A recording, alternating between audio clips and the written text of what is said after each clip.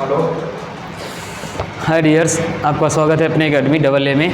आज हम लोग फिर आगे की ओर बढ़ते हैं। पिछली क्लास में हम लोगों ने प्रूव किया था कि त्रिभुज के केंद्रक या गुरुत्व केंद्र किसे कहते हैं, जिसमें हमने पाया कि कोई त्रिभुज है। मान लेते हैं, एक बार रिपीट करते हैं पिछली क्लास को। हमने कल प्रूव किया था कि कोई त्रिभुज मान लेते हैं ABC है, ABC है। त्रिभुज ABC की किसी भुजा का कोई मध्य बिंदु, मान लें कि यह BC का मध्य बिंदु D, AC का मध्य बिंदु E, AB का मध्य बिंदु F है। अब हम क्या करते हैं, प्रत्येक भुजा के मध्य बिंदु को सामने वाले शीर्ष से क्या कर देते हैं, मिला देते हैं।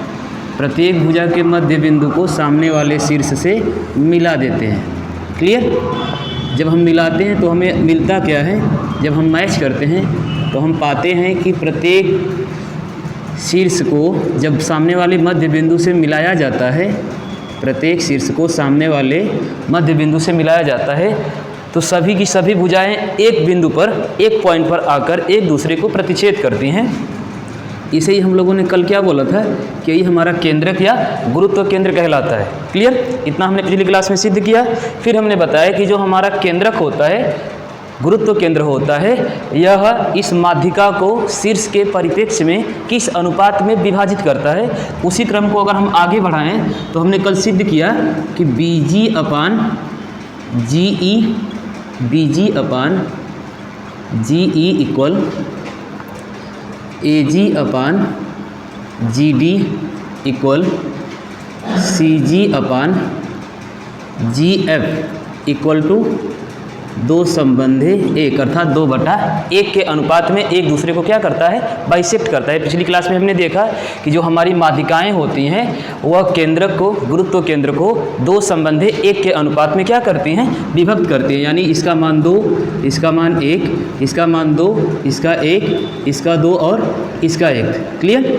अगर हम पूरे मान की बात करें, अगर हम पूरी भुजा AD के परिप्रेक्ष्य में बात करें तो हम क्या लिख सकते हैं, देखिएगा। हम कहना क्या चाहते हैं, हमने कहा कि AD अपान AG, AD बटा में AG। क्लियर?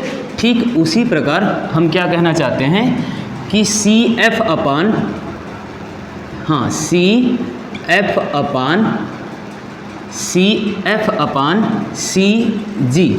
CF यानी पूरी भुजा बटे CG।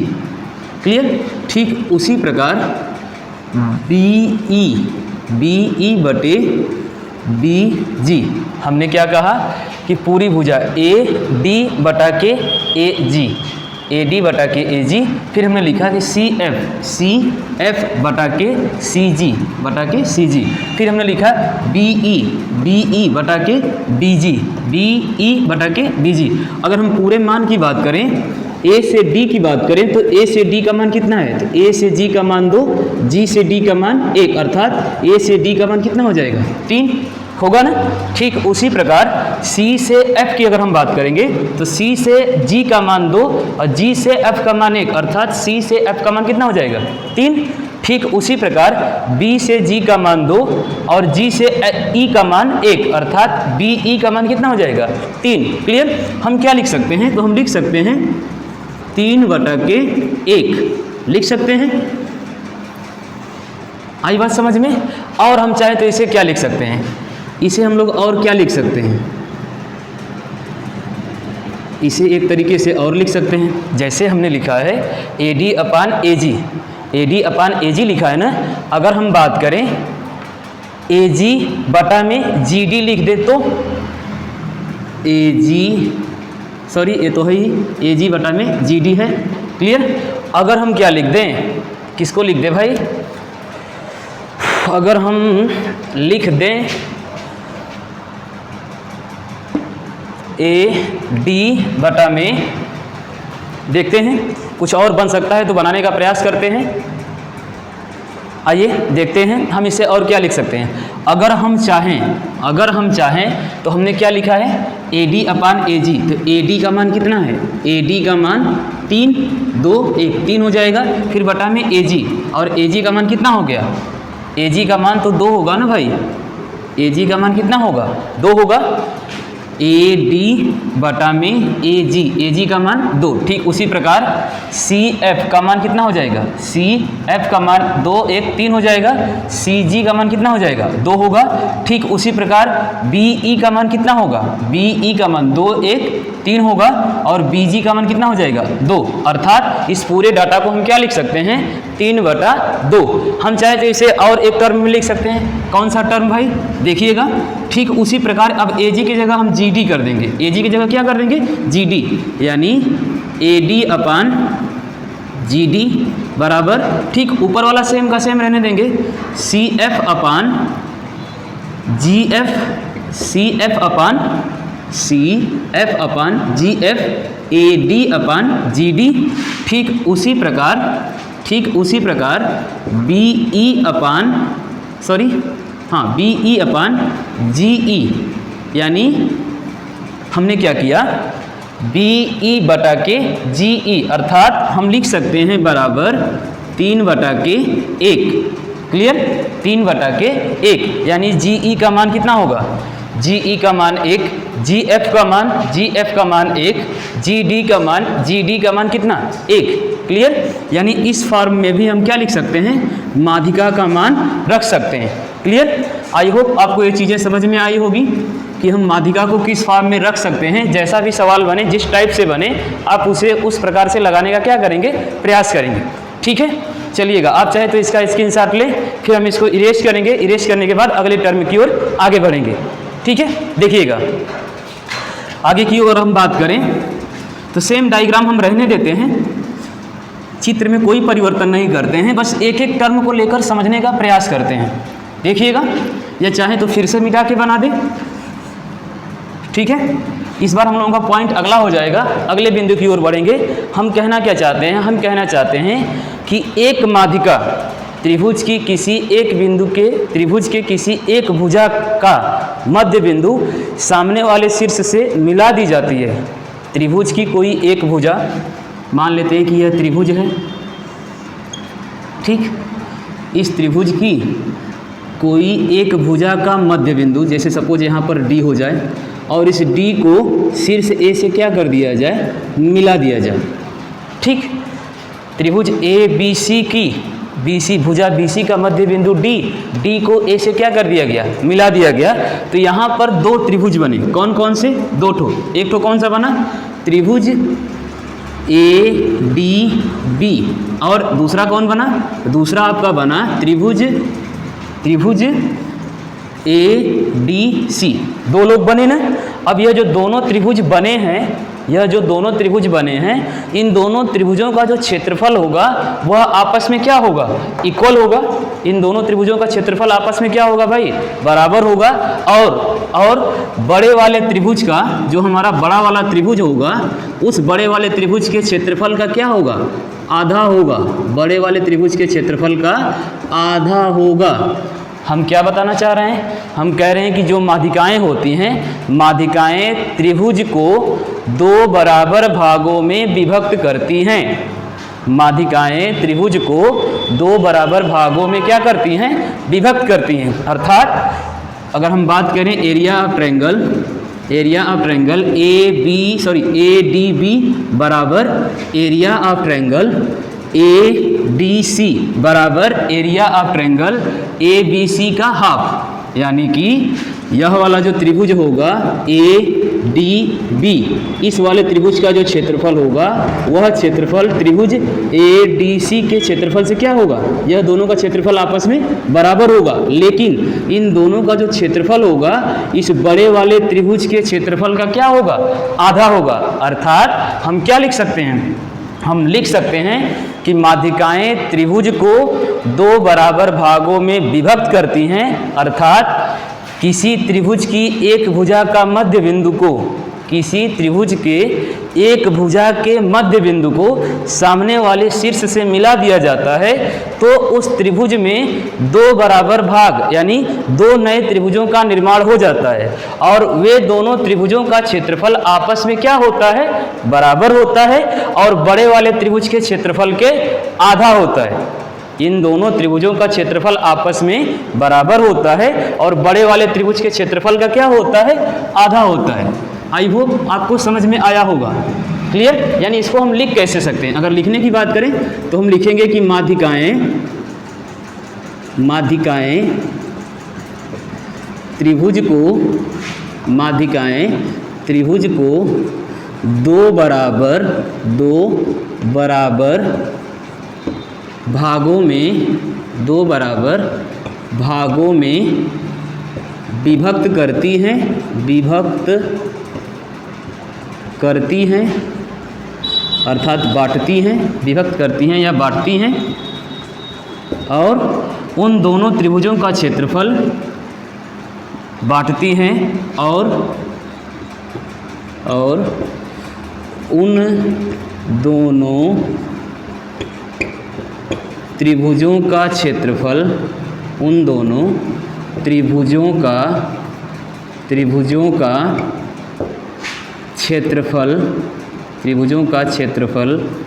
आपस में बराबर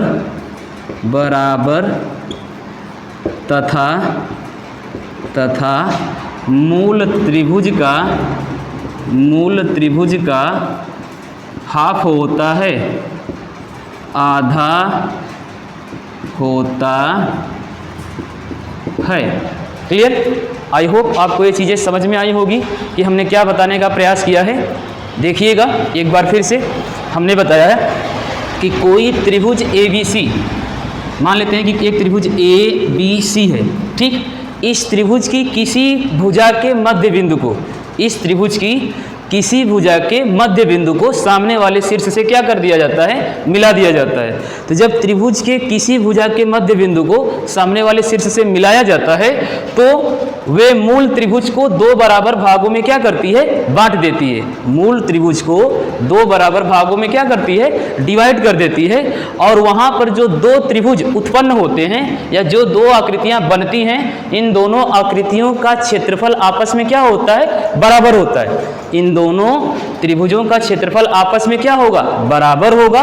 और मूल त्रिभुज के क्षेत्रफल का हाफ होगा, आधा होगा। क्लियर? अर्थात एरिया ऑफ ट्रायंगल ADB बराबर एरिया ऑफ ट्रायंगल ADC बराबर area of triangle half ABC। Clear? देखिएगा, मान लिया हमने एक त्रिभुज ABC है, ये हमारा मूल त्रिभुज है। इसके त्रिभुज की भुजा BC का, ये जो भुजा हमारी BC है, इस भुजा BC के मध्य बिंदु D को शीर्ष A से क्या कर दिया गया? मिला दिया गया। भुजा BC के मध्य बिंदु D को शीर्ष A से क्या कर दिया गया? मिला दिया गया। क्लियर? अब मिलाने के बाद यह जो हमारा मूल त्रिभुज था ABC, जो हमारा मूल त्रिभुज था, इसको यह जो माध्यिका एक उत्पन्न हुई या हमने माध्यिका खींच दिया, तो यह दो बराबर भागों में क्या करती है? बांट देती है। दो बराबर भागों में बांटती है और इन दोनों त्रिभुजों का क्षेत्रफल आपस में क्या होगा? बराबर होगा। इन दोनों त्रिभुजों का क्षेत्रफल आपस में क्या होगा? बराबर होगा।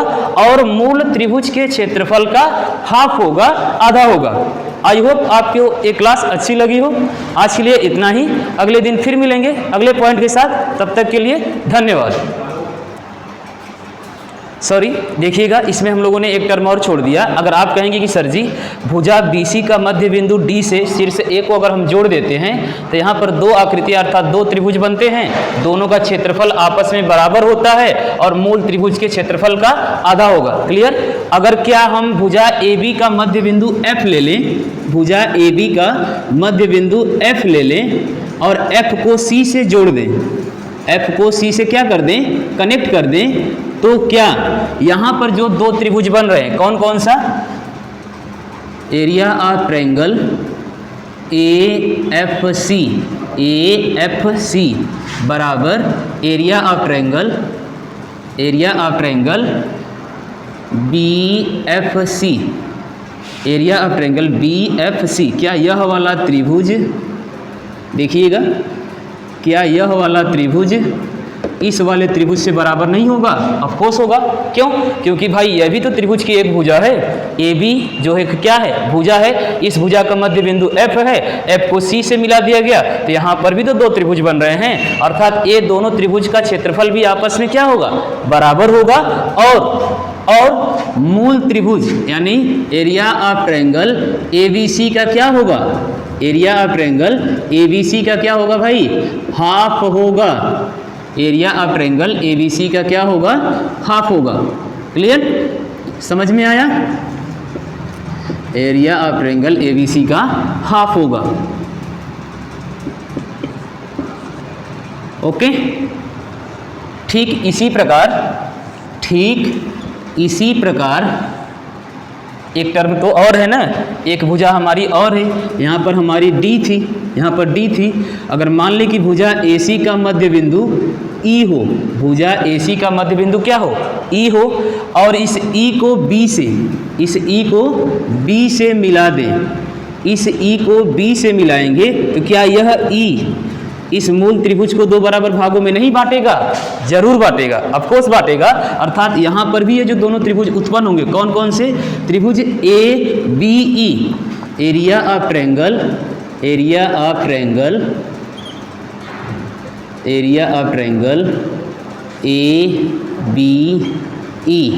बराबर area of triangle BCE, area of triangle BCE बराबर एरिया ऑफ ट्रायंगल